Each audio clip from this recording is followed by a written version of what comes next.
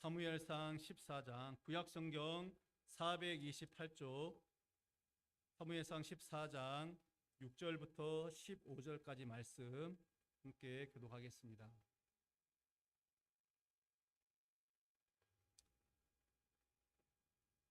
사무엘상 14장 6절부터 15절까지 말씀, 제가 먼저 6절입니다.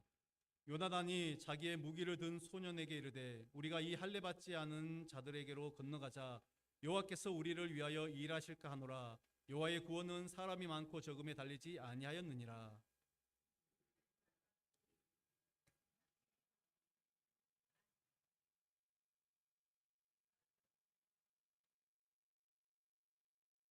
요나단이 이르되 보라, 우리가 그 사람들에게로 건너가서 그들에게 보이리니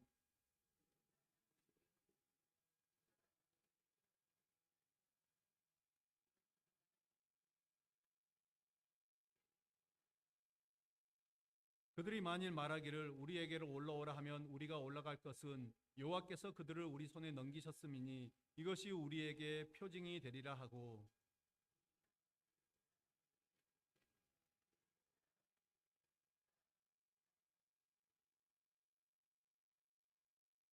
그 부대 사람들이 요나단과 그의 무기를 든 자에게 이르되 우리에게로 올라오라. 너희에게 보여줄 것이 있느니라 한지라.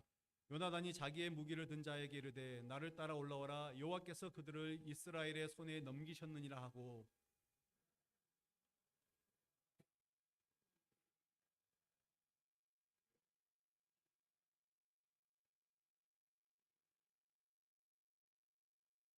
요나단과 그 무기를 든 자가 반나절가리 땅 안에서 처음으로 쳐 죽인 자가 20명 가량이라. 진영과 모든 백성들이 공포에 떨었고 부대와 노략군들도 떨었으며 땅도 진동하였으니 이는 큰 떨림이었더라. 아멘. 오늘 우리가 함께 나누는 본문의 말씀, 우리가 잘 알고 있는 말씀입니다. 이 블레셋과의 그런 이제 전쟁을 앞두고 있는 그런 상황 속에서 사울의 아들, 사울 왕의 아들이죠, 요나단이 이 블레셋과 일촉즉발, 이 대치된 상황에서 아주 절대적으로 군사적으로 불리한 그런 상황 속에서 적진에게 이 과감히 뛰어들죠. 그러므로 말미암아 승리를 거두는 사건입니다. 지금 오늘 말씀을 보면은 이제 블레셋과 대치 중인 이스라엘의 군대, 사울 왕의 군대는 고작 600명입니다. 그에 반하여 13장 5절에 의하면 이 블레셋의 군대는 병거가 3만, 마병이 6천, 그리고 이 군사들이 해변의 모래와 같이 많다라고 기록하고 있습니다. 이제 쉽게 이야기하면은 게임이 안 되는 싸움입니다. 이런 표현을 써야 되는데 다윗과 골리앗이다 써야 되는데 다윗이 골리앗을 이겼기 때문에 사실은 뭐 이것도 맞는 표현이긴 합니다. 결국에는 요나단이 이겼기 때문에. 근데 어쨌든 간에 이 게임이 안 되는 그런 싸움입니다. 더군다나 당시 이스라엘 진영에서는 칼이 없었습니다. 공격용 무기가 변변치 않았다라는 것이죠.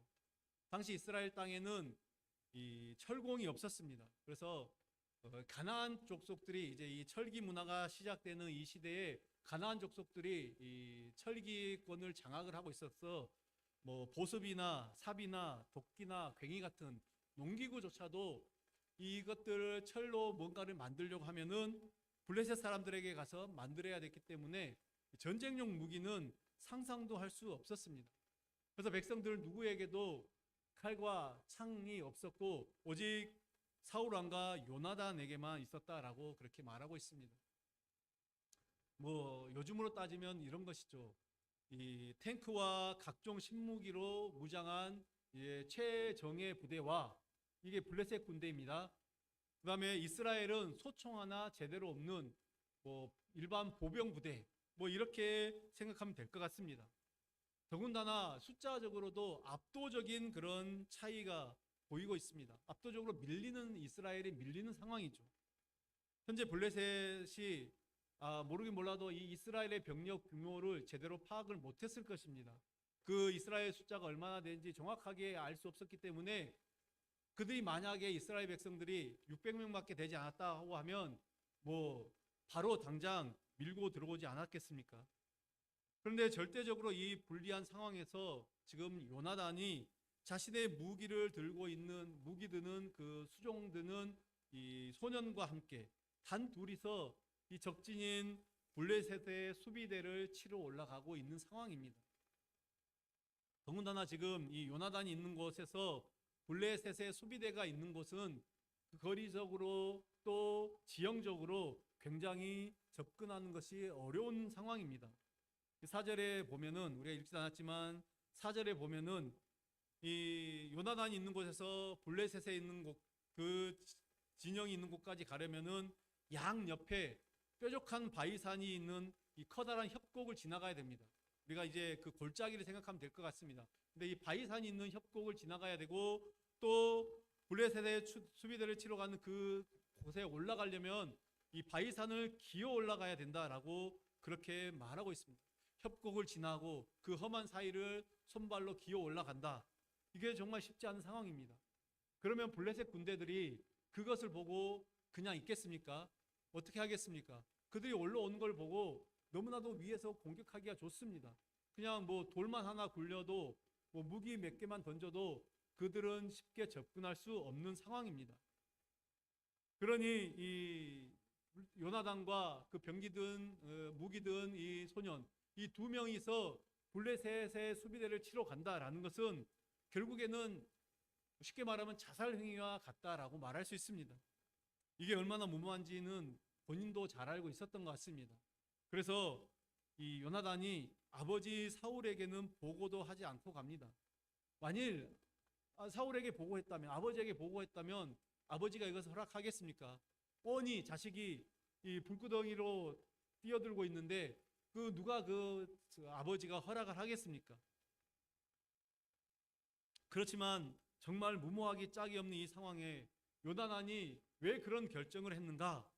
그 결정을 한 이유는 지금 눈에 보이는 당장 이 상황을 가지고 판단하지 않았기 때문입니다.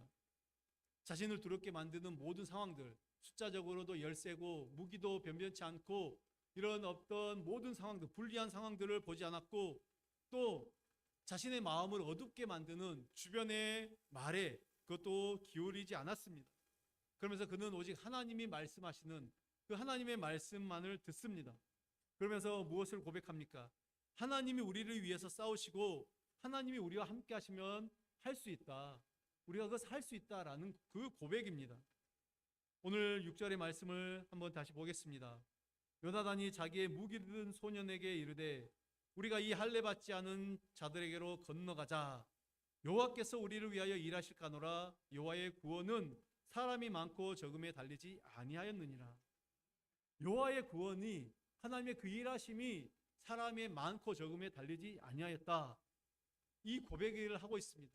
이 고백이 나중에 이 다윗도 이 골리앗과의 대결에서 이 대결 앞두고 이런 고백을 비슷한 고백을 하는 것을 보게 됩니다.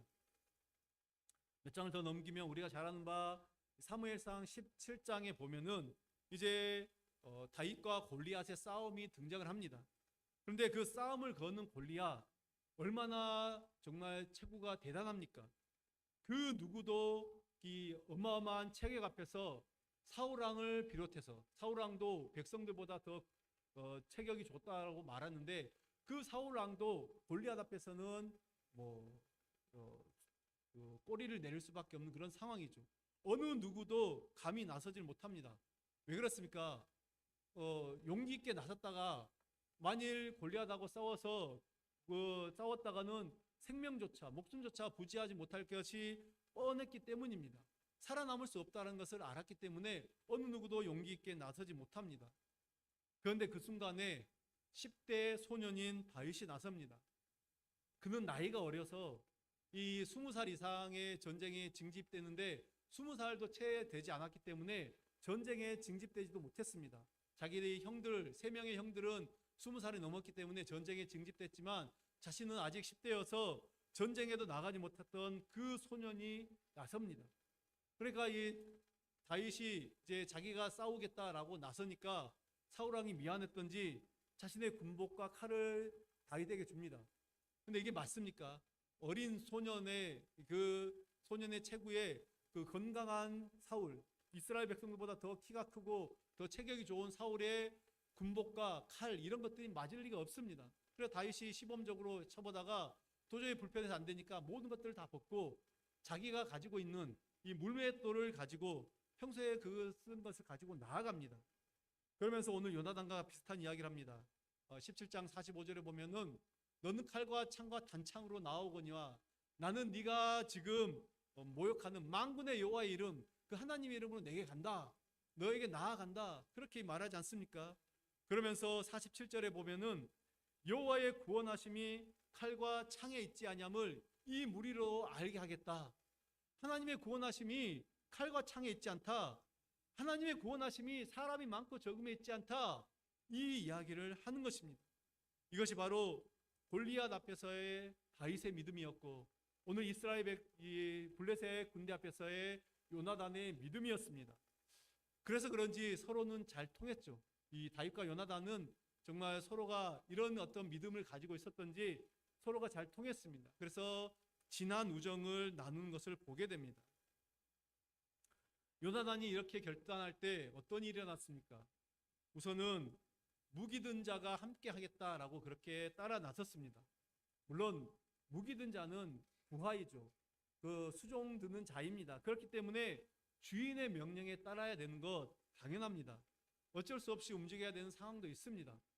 그런데 지금 이 상황은 마지못해 가는 것이 아닙니다. 7절에 보면은 무기를 든 자가 이르되 그에게 이르되 당신의 마음에 있는 대로 다 행하여 앞서가소서 내가 당신과 마음을 같이하여 따르리이다. 무기 든 자가 확신이 없다면은 오히려 요나단을 말려야 됩니다. 한 번쯤 말려야 되겠죠. 주인님 너무 무모합니다. 또 때로는 당신이 지금 제정신으로 하는 말입니까? 우리가 어떻게 갑니까? 숫자를 보십시오. 우리는 도무지 할 수 없습니다. 뭐 이렇게 말리든지 하여튼간 간청을 하든지 해야 됩니다. 그런데 어떻게 합니까? 가겠습니다. 내가 따라 나서겠습니다. 아니 주인이 지금 사지로 가는데 그 죽음의 길로 가고 있는 것 같은데도 그냥 한숨을 말리지 않습니다. 가겠습니다. 이 이야기를 하는 것입니다. 그럼 제가 뭐 목회를 오래 한 것은 아니지만 이 목회를 하면서 이제 뭐 제가 부목사 부교역자 시절에도 가만 보면은 이 목사님들이 이렇게 이야기합니다. 우리 교회가 이러이러한 방향으로 좀 가겠습니다. 이런 것들 하면 좋겠습니다라고 하면은 성도님들의 반응이 좀 이제 여러 반응이 나타나죠. 그래서 어떤 분은 목사님이 말하니까 한번 해봐야지 이렇게 이야기를 하면서도 마음속으로는 내키지 않아 하시는 분들이 있습니다. 그래도 뭐 이제 마지못해 따라가는 분들, 뭐 때로는 따라가는 신용만 하기도 합니다. 그런데 어떤 분들은 정말로 마음을 같이 해서 함께 가는 것입니다. 그 과정을 보면은 뭐 그 과정에 어려움이 올 수도 있고 때로는 손해가 볼 수도 있고 뭐 자존심이 꺾이거나 무시를 당할 수 있는 그런 상황이 있지만 그래도 한다라는 것입니다. 이것이 교회를 위한 것이고 이것이 하나님 나라를 위한 것이다. 그렇게 생각하기 때문입니다. 이스라엘이 포로 귀환 후에 이제 예루살렘 성전을 건축하고 나서 이 무너진 성벽을 수축해야 되는데 느헤미야가 성벽을 보수하고자 할 때 사람들이 다 같은 마음은 아니었습니다. 패배의식에 젖어 있고 우리는 안 된다, 우리는 할 수 없다라는 그런 어떤 이 패배의식이 가득한 그들에게 이 백성들이 상당수가 이 성벽을 짓는 것은 무모한 일이다라고 그렇게 이야기를 했습니다. 그런데 느헤미야는 하나님께 기도를 합니다. 그리고 하나님의 응답을 받습니다. 그러면서 하나님을 향해 나아가면서 믿음으로 나아갑니다. 그럼 그럴 때 어떤 일이 벌어졌습니까? 막상 그가 믿음으로 이것을 진행하니까 사람들이 따라 나서기 시작했습니다.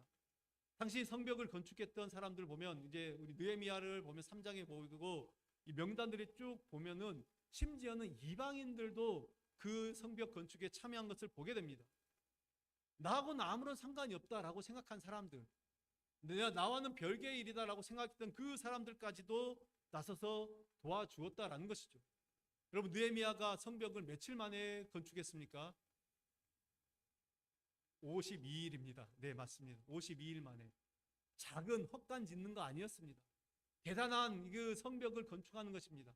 그것을 불과 2달이 되기 전에 52일 만에 끝냈다라는 것입니다. 문제가 무엇입니까?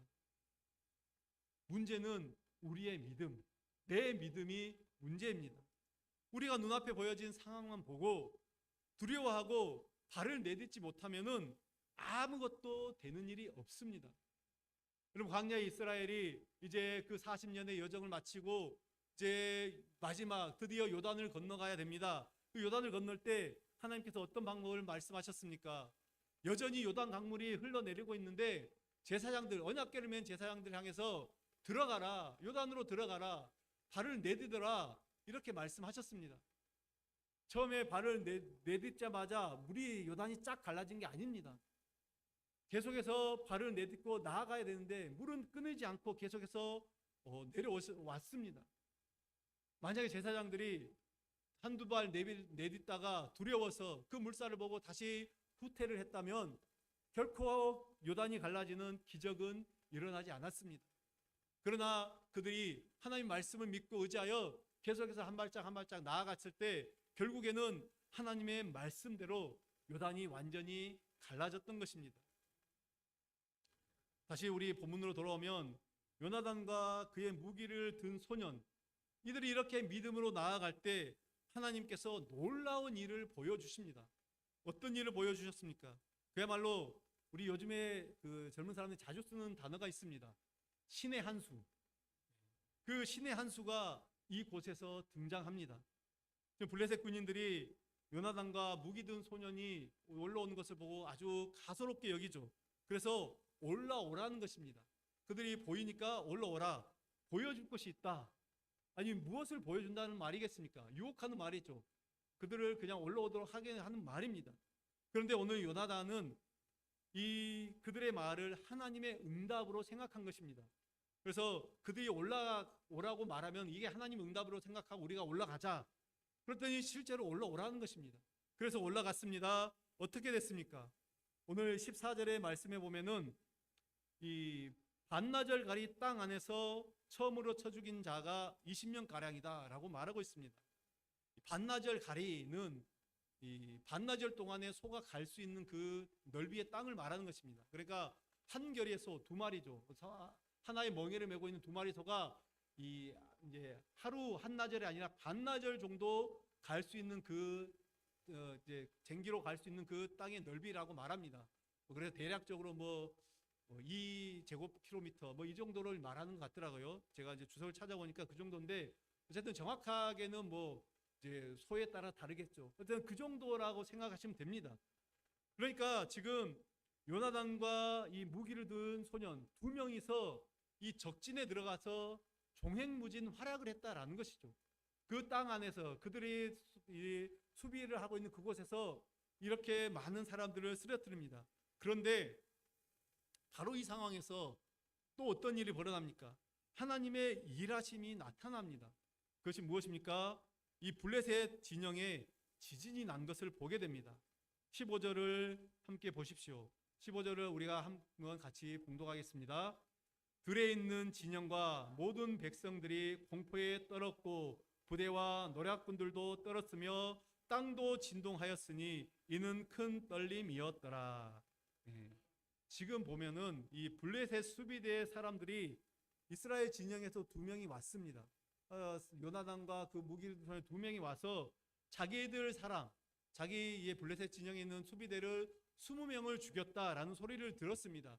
그 소리를 듣고 약간 기가 죽긴 했습니다. 보면은 이제 그들이 떨었다, 이런 공포에 떨었다라고 그렇게 말하고 있는데 여러분 한번 생각해 보십시오. 병거가 3만이고 마병이 6천이고 병사가 해변에 모래와 같이 수없이 많은 이 블레셋 군대가 그 많은 숫자 중에서 20명이 죽었다고 해서 이제 우리가 전쟁에서 졌구나, 우리는 패배했다라고 그렇게 생각하겠습니까? 그것이 패한 전쟁입니까? 그런데 때마침 어떤 일이 일어납니까? 그 블레셋 사람들의 땅에 지진이 일어나게 된 것입니다. 하나님께서 지금 그 땅을 진동케 하였다. 이것은 지진이 일어났다라는 것이죠. 정말 이 진짜 신의 한 수, 하나님의 한 수가 등장한 것입니다. 여러분, 고대 사회에서 지진은 이제 지진이 일어나면은 이 건물이 튼튼하지 않기 때문에 그런 어떤 지진의 피해가 더 심각했겠죠. 그런데 지진의 피해도 피해지만은 더 큰 것은 그 지진이 갖는 상징적인 의미입니다. 우리가 간혹 이제 뭐 우리 TV나 보면 이 사극 같은 데를 보면은 이 과학적 지식이 없었던 그 사회에서 보면은 이제 예를 들어서 뭐 이제 일식이 일어나게 됩니다. 뭐 개기일식 같은 이런 일식이 일어나면은 어떻게 합니까? 지금 온 나라가 난리가 납니다. 사람들이 두려워서 이거 우리나라가 큰 변고가 일어나는 거 아닌가? 어떤 큰 변고가 생길 징조라고 그렇게 생각을 합니다. 이 고대 시대의 땅에 지진이 일어났다라는 것은 신이 노했다라는 생각을 하게 되는 것이죠. 특별히 지금 블레셋이 주둔한 그 땅에 지진이 일어난 것입니다. 다른 땅이 아니라 블레셋이 주둔한 그 땅에. 그러니까 당연히 이스라엘의 신이 노했구나. 지금 이 전쟁 가운데 있는 우리가 잘못을 했기 때문에 이스라엘 신이 노했구나라고 자신들에게 화가 미칠 것이다라고 생각한 것입니다. 그래서 이제 오늘 본문 이후에도 보면은 블레셋의 수많은 군사 사이에서 자중질환이 일어납니다. 혼비백산 도망을 치는 그런 상황들이 발생하게 된 것입니다. 요나단과 무기를 든 소년이 믿음으로 나아가니까 하나님께서 그 믿음을 보시고 일하십니다. 그리고 하나님의 그 역사를 완성시키십니다. 군사력으로 봐서는 도무지 이길 수가 없고 안 될 것 같은 일이 하나님께서 하시니까 그 일이 되는 일로, 갑자기 되는 일로 상황이 바뀌게 되는 것이죠. 이런 승리의 비결, 결국 그 요나단의 믿음에 있다라는 것입니다. 그가 상황과 환경을 탓하지 않고 믿음으로 결단하고 나아가니까 하나님도 그 믿음을 지지해 주십니다. 그 믿음을 인정해 주십니다. 그리고 그 믿음을 보시고 역사를 하십니다. 성도 여러분, 하나님이 하시는 일, 우리 하나님께서 하시는 일은 항상 이런 식입니다. 우리가 아무리 준비가 없어도, 아무리 실력이 없고, 아무리 배운 것이 없어도 하나님만을 의지하고 믿음으로 담대히 나아갈 때 하나님은 그곳에서 분명한 역사를 일으키시고 당신의 뜻을 보여주십니다. 그러나 우리가 믿음으로 나아가지 못하고 사람의 지혜와 사람의 능력에만 의지하고 눈에 보여지는 대로만 판단하고 내 눈앞에 떨어진 이 상황을 그냥 내 노력, 경험, 사람의 그 지혜로 그것을 해결하려고 하면 우리는 결코 그 안에서 하나님의 일하심, 하나님의 믿음의 역사를 뜹니다. 그런데 더 중요한 것이 있습니다. 더 중요한 것은 그런 상황을 믿음으로 바라보지 못하고 믿음의 발걸음을 떼지 못하면 우리의 삶 속에서 도우시고 역사하시는 그 하나님의 역사를 경험하지 못하는 것으로 끝나는 것이 아니라 경험하지 못할 뿐만 아니라 결국에는 우리가 불순종으로 나아가게 된다라는 것이죠. 사울 왕의 모습이 그렇습니다. 지금 똑같은 상황이죠. 똑같은 상황에서 사울 왕은 오히려 하나님의 말씀을 신뢰하지 못했습니다. 하나님 지금 이스라엘 편이라는 그 말씀 믿지 않았고 그 말씀을 붙들지 않았습니다. 다만 눈에 보이는 상황대로 판단하고 있죠. 그는 지금 600명을 가지고 도무지 전쟁을 할 수 없다. 그렇게 스스로 판단하고 포기하고 절망 가운데에 있습니다. 제가 오늘 이 본문이 아닌 여러분 한번 보시면 14장 2절을 한번 보십시오. 다 성경을 펴고 계시니까 14장 2절에 보면은 이렇게 말씀하고 있습니다. 사울이 기브와 변들이 미그론에 있는 석류나무 아래에 머물렀고 함께한 백성은 600명 가량이며 이렇게 말하고 있습니다. 여기에 보면은 이제 우리가 이 머물렀고라는 단어를 주목하셔야 됩니다. 석류나무 아래에 머물렀고 이 단어가의 원어적 의미는 이제 잠깐 머물렀다라는 그런 뜻이 아닙니다. 뭐 잠깐 한두 시간 쉬었는 개념으로 머물렀다라는 것이 아니라 상당 기간 아주 오랫동안 머물렀다라는 것을 강조하는 단어가 이 머물렀고라는 그런 단어입니다. 즉 지금 블레셋 군대가 싸우려고 지금 진을 치고 있는 동안에 사울은 전쟁을 위한 어떤 군사적인 조치도 행동도 취하지 않았다라는 것입니다. 그냥 그곳에서 머물러 있었던 것입니다. 쉽게 하면은 전방이 아니라 후방에서 그냥 계속해서 머물러 있었다라는 것이죠. 그러니까 요나단이 지금 병기 그 자신의 무기 든 소년 2명이서 함께 기습 공격을 감행하고 있는데도 전혀 눈치채지 못할 정도로 전쟁에 신경을 쓰지 않았다라는 것이죠. 스스로 포기하고 스스로 절망 상태, 그런 부정적인 상황 가운데 빠져 있었던 것입니다. 앞선 13장을 보면은 이제 이 전쟁이 시작되려고 이 블레셋이 이제 대규모 병력을 이끌고 왔습니다. 그 블레셋의 대규모 병력을 보고 이스라엘 군사들이 겁을 먹고 하나 둘씩 도망을 갔다라고 말하고 있습니다. 근데 더군다나 지금 이스라엘의 승리를 위해서 하나님께 제사를 드려줄 제사장, 이 사무엘 선지자죠. 이 제사를 드려줄 선지자까지 정한 기간이 되도록 오지 않았습니다. 그러자 사울이 이제 마음이 다급해집니다. 그 다급한 나머지 어떤 일을 합니까? 자신이 할 수 없는 일, 왕이라도 할 수 없는 그 일을 하고 말았습니다. 사무엘 선지자만이 할 수 있는 일, 제사장 출신인 사무엘 선지자만이 할 수 있는 제사를 그가 드리게 된 것입니다. 왜요? 마음이 급하니까 지금 해서는 안 될 일을 하게 되는 것입니다. 물론 뭐 인간적으로 볼 때는 이것들이 이해가 될 수도 있습니다. 남은 병사는 얼마 없고 선지자는 오지 않고 이 공동체에 어려움이 생기니까 어떻게든 그 상황을 지금 타개하려고 도파하려고 생각을 하는 것입니다. 그러다 보니까 인간적인 생각이 계속해서 들어가게 되고 결국은 하나님이 기뻐하시지 않는 일, 하나님이 원하시지 않는 일, 결국에는 하나님께 불순종하게 되는 엉뚱한 짓을 하게 된다라는 것입니다. 여러분, 우리가 이것들을 잘 기억해야 됩니다. 우리가 믿음으로 살지 않으면 그것은 믿음으로 살지 못해서 하나님의 그 역사심, 놀라운 역사를 경험하지 못하는 그것으로만 끝나는 것이 아니라 결국 그런 마음이 우리로 하여금 하나님 앞에 불순종하게 하는 그 불순종의 자리로 나아가게 만든다라는 것입니다. 반드시 하나님의 믿음으로 행하지 않으면 반드시 우리에게 신앙의 퇴보, 믿음의 퇴보가 온다라는 사실을 우리는 깨달으셔야 됩니다. 여러분, 이것이 우리의 연약함입니다. 우리의 부족함이죠. 결국 사울왕은 그것 때문에 어떻게 됩니까? 하나님 앞에 쓰임을 받지 못하고 결국에는 버림을 받게 됩니다. 사랑하는 성도 여러분, 우리가 믿음으로 나아갈 때 하나님의 그 살아 역사심이 오늘 우리 삶에도 또 오늘 우리 한뜻 교회 가운데도 나타나게 될 줄 믿습니다. 자, 그렇다면 그런 하나님의 일하심을 우리가 이제 말씀을 통해서 깨닫게 되었는데 우리가 해야 할 일이 무엇입니까? 그렇다면 우리는 무엇을 해야 됩니까? 뭐 이것을 어렵게 생각할 필요는 없다라고 생각합니다. 오늘 요나단이 무엇을 했는지를 생각하고 보고 우리가 그대로 따라하면 될 것입니다. 그리고 하나님 우리에게 주신 꿈, 우리 교회에 주신 비전, 우리가 이것들을 계속해서 바라봐야 되는 것입니다. 하나님의 그 높으신 뜻, 그 뜻을 향해서 우리가 눈을 들고 바라봐야 되는 것입니다. 자꾸만 눈앞을 보는 것이 아니라 하늘을 봐야 된다라는 것이죠. 하나님을 바라봐야 된다라는 것입니다. 지금 현재 상황은 도무지 게임이 되지 않는 상황이지만 요나단은 그 상황에 눈을 두지 않았습니다. 오히려 하나님을 의지했죠.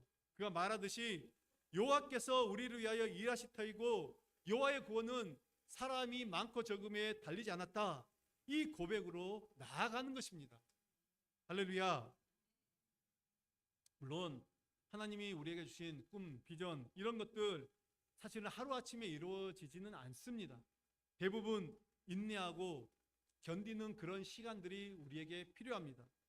하나님께서 아브라함을 부르시고 너는 고향과 친척과 아버지 집을 떠나 내가 내게 보여줄 땅으로 가라. 아브라함이 그렇게 갔습니다. 그런데 당장 하나님의 약속이 이루어졌습니까? 아니요, 아브라함의 생애에 그것들이 이루어지지 않았습니다. 다윗이 사무엘에게 기름 부음을 받고 그가 곧바로 왕이 되었습니까? 뭐 한 2, 3개월 후에 왕으로 취임을 했습니까? 아닙니다. 그가 13년 이상을 도망자의 삶을 살았습니다. 그냥 사는 것도 아니고 도망자의 삶을, 광야를 이리저리 헤매는 도망자의 삶을 살았습니다. 여러분, 그런데 그 시간들이 어떤 시간들이었습니까? 철저하게 하나님 앞에서 낮아지고 하나님을 향한 믿음을 배우는, 그 믿음을 붙드는 그런 시간이었습니다. 그래서 우리가 시편을 보면 수많은 다윗의 시편, 정말 이 주옥 같은 다윗의 시편들을 보면은 그 시편들 대부분이 언제 기록이 되었느냐? 다윗이 사울을 피해서 도망 다니는 그 광야 시절에 기록되었던 것을 우리가 보게 됩니다. 여러분, 하나님 우리에게 주신 꿈, 우리 교회에 주신 꿈, 뭐 이런 것들 결코 쉽게 이루어지지는 않을 수 있습니다. 많은 아픔이 있고요. 그 과정에서 또 그것 때문에 어떤 분들은 좌절하고 실망하고 포기하고, 그래서 불평과 원망으로 우리에게 주어진 그 시간들을 보내시는 분들이 계실지도 모르겠습니다. 그러나 하나님의 약속, 신의 약속 반드시 성취가 됩니다. 하나님의 그 약속은 반드시 이루어질 것이고, 아니 지금 이 순간조차도 하나님의 그 약속의 성취를 향해서 나아가는 과정임을 우리는 기억하시길 바랍니다. 사랑하는 성도 여러분, 오늘 우리의 인생 속에서 우리를 일하시고 우리를 위하여 일하시는 그 하나님의 놀라운 그 손길을 경험하는 우리 모든 성도님들 되시길 바랍니다. 우리 가정과 우리 교회와 우리 삶의 모든 현장에서 놀랍도록 일하시고 역사하시는, 그리고 우리에게 하늘의 큰 뜻을 보여주시는 그 하나님의 손길을 마주하는 여러분들이 되시길 바라겠습니다. 중요한 것은 우리의 믿음입니다. 나의 믿음입니다. 하나님을 향한 믿음, 하나님이 주신 약속을 향하여 흔들림 없이 담대하게 나아가는 그 믿음, 우리 모두가 그 믿음으로 나아갈 때 우리의 일상의 모든 곳에서 우리를 위하여 일하시는, 우리를 위하여 도우시고 일하시는 그 하나님의 놀라운 손길을 경험하는 우리 모든 성도님들 되시길 간절히 축원합니다. 기도하겠습니다. 아버지 하나님, 감사합니다. 우리를 위하여 일하시는 하나님, 오늘도 하나님은, 이스라엘의 하나님은 졸지도 주무시지도 않고 우리를 위하여 일하고 계심을 믿습니다. 하나님, 우리가 알든 알지 못하든 깨닫든 깨닫지 못하든 하나님께서는 여전히 나를 위해, 우리를 위해, 우리 교회를 위해서 일하시고 계심을 믿습니다. 하나님, 이 믿음의 고백을 가지고 우리가 우리의 믿음을 하나님께 드리며 나아갈 수 있도록 도와주시옵소서. 날마다 날마다 주님과 더 동행하며 주의 말씀대로 살아가기를 힘쓰고 애쓰는 모든 주의 자녀들 되시도록 하나님 우리 가운데 역사하시고 우리에게 큰 믿음을 부어 주시옵소서. 예수님의 이름으로 기도드립니다. 아멘.